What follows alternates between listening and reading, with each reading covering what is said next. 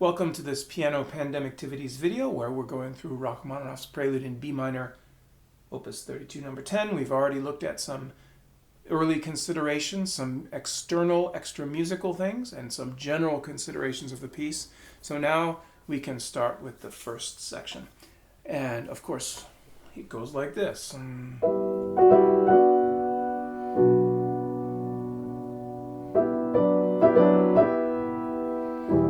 Okay, so notice the melody is in the top and using his system of marking.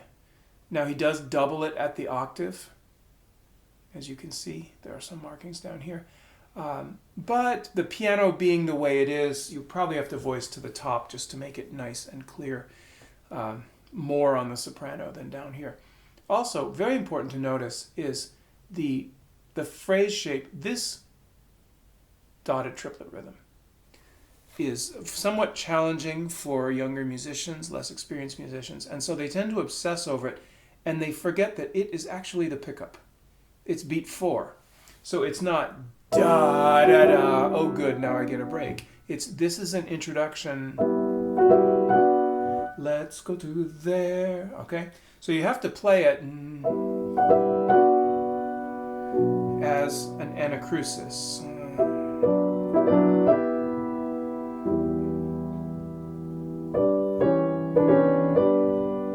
Okay, it's always going toward the beat, all right? Rather than being an emphasis in and of itself. It is going toward the emphasis. The bells are subdued somewhat. Okay, not bang, but a little bit less. And again, as before, I would try to get this whole thing to sound as a single phrase, and maybe it even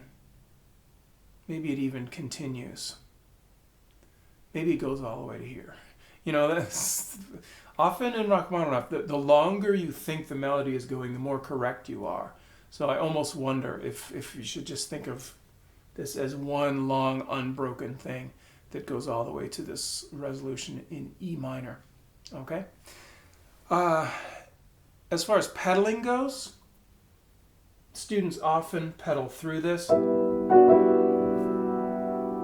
That's wrong. This is one chord, and this is a different chord, and this is a different chord. So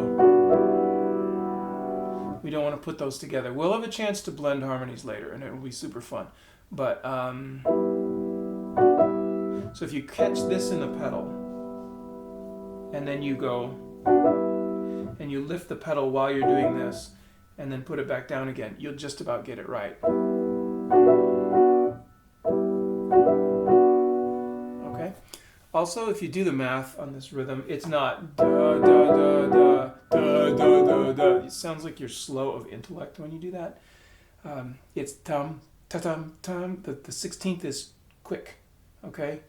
And if you play it like this, you sound dull. You sound like you're a little slow in the uptake. Like if I say, hey, good morning, and you go, good morning, you just sound like you're not all there. So the 16th has to be short, and play it very lightly. And notice if I catch this in the pedal, now it's a single gesture. So I can just do that. So instead of hanging on to this and trying to connect and then get back, it's much better. Okay.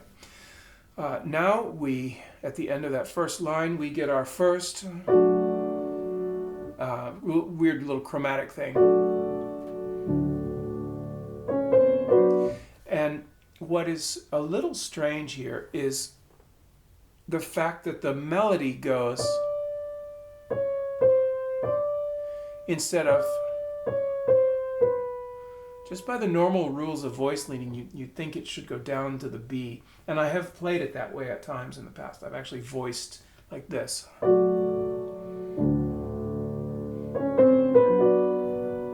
Tried to voice it down. Listening to Sadko and the inspiration of this is definitely not the case. It's going back up, okay? back up there, okay? As counterintuitive as that may be. All right, moving along. When we get to the end of this this line right here, this is quite messy, isn't it? So we have to take some care here. The question is, where should we voice? And he is showing you the top. He's marking the top with G.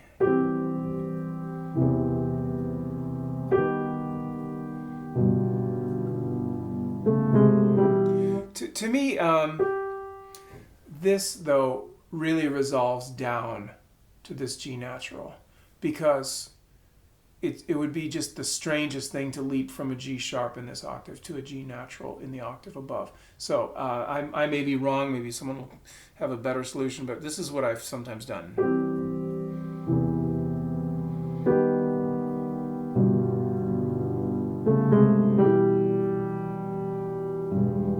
Okay, and that little guy right there, if you voice the G just a little bit like this, you can get a nice bell tone. You can it just sounds like that, those overtones. Okay, next, there again the 16ths have to be nice and sharp and alert,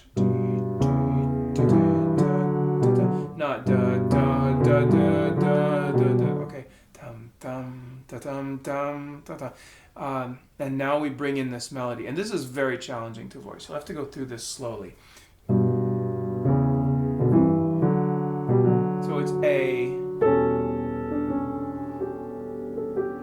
Now, how do you sustain a melody when it has a repeated thing of itself right in the middle? And the answer is there's no perfect way to do this. All you can really do is voice that a lot, and then play everything else pianissimo until the fourth beat. So play that one super quiet, and maybe you can get people to remember. And now the next one is, it's that B right there. Okay. Now, if I'm going to be able to change the pedal through here, I'm going to have to hold on to this. But if I'm going to bring left hand up here to catch that, then I have to actually pedal through some of this. So sometimes he writes things that are a little bit janky to realize on the keyboard, and you have to sort of figure out for yourself how you're going to do them. So I sometimes do play this with a right hand because I like to hang on to this, and then I can clear out the pedal if I want to.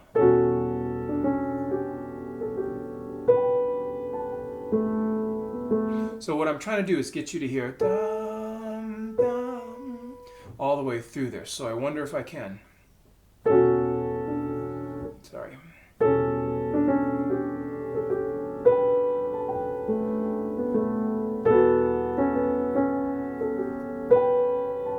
Okay, so you hear how I'm trying to bring out that little tune. Okay, and then the next line, now we have this right here, poco più mosso, move along a little bit, and again,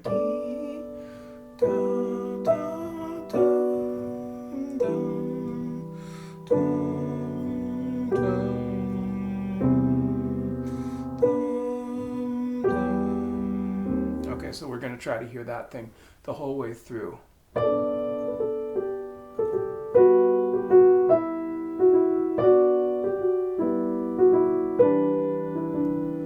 Now I can't get this and hold the B, so I figure my best option is to pedal right through that. Okay? And then again, hopefully you'll hear enough of that sustained B to make the melody clear.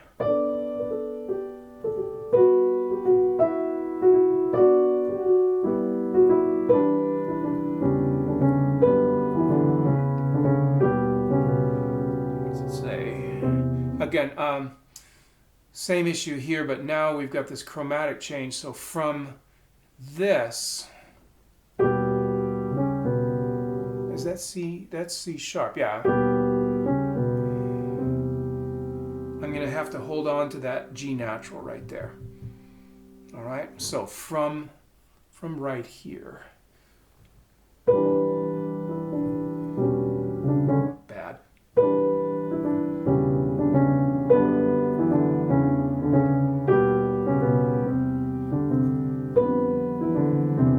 And again, I might be able to reach that, but I couldn't hang on to this other B and get that. So I'd have to choose what I'm going to do. So I think what I would do is voice that and maybe leave out that B. So all of that together, trying to hear the soprano, trying like crazy, and going slowly.